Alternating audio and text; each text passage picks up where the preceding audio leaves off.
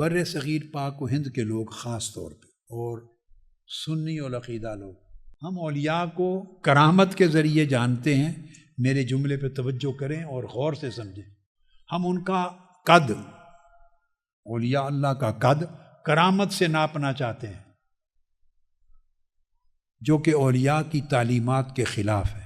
ان کے ہاں ان کا قد یا ان کا مرتبہ کرامت سے نہیں، استقامت سے ناپا جاتا ہے۔ کہ بہت سے صوفیاء اور اولیاء نے ایک اصولی بات کی، اس کا خلاصہ یہ، وہ کہتے ہیں کہ اگر ہوا میں اڑنا ولایت ہوتی تو پرندے سارے ولی اللہ ہوتے،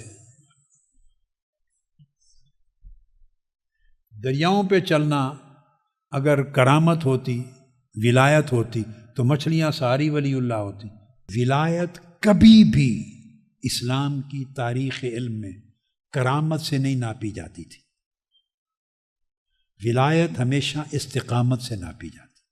حضرت بایزید بستامی رضی اللہ تعالیٰ عنہ، ان کو خبر ملی کہ دور فلاں ایک قصبے میں ایک ولی اللہ ہے، اہل اللہ ہے۔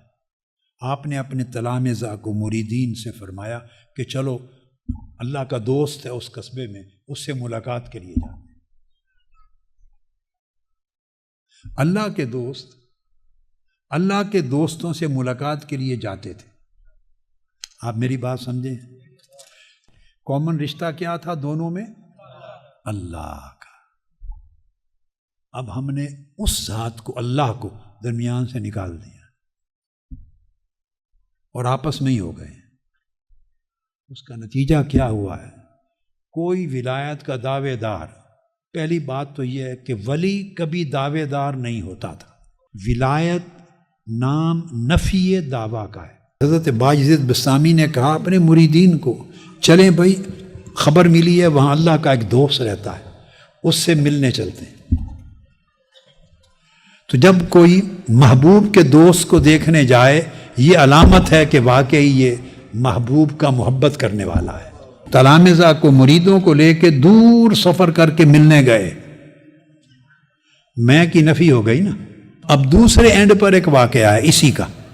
جب وہاں پہنچے تو دیکھا جس کو ملنے جا رہے تھے، جس کا سنا تھا، وہ مسجد میں داخل ہو رہا تھا، تو اس نے ایسے تیزی سے گیا تو بایاں پاؤں اندر رکھ دیا، مسجد میں بایاں پاؤں رکھ دیا، وہیں سے مریدوں کو لے کے واپس مڑ آئے، پھر ملے نہیں۔ آپ دیکھیں اب اولیاء اور صوفیاء کے ہاں اصل قدر و قیمت کس شے کی تھی؟ مریدوں نے پوچھا آپ اتنا سفر کر کے آئے اس کو ملنے، اور وہ سامنے تھا تو واپس مڑ کے جا رہے ہیں۔ آپ نے فرمایا اس نے بایاں قدم اللہ کے گھر میں رکھ دیا۔ جس کو محبوب کے گھر کا ادب نہیں ہے، اسے محبوب کا ادب کیا ہوگا؟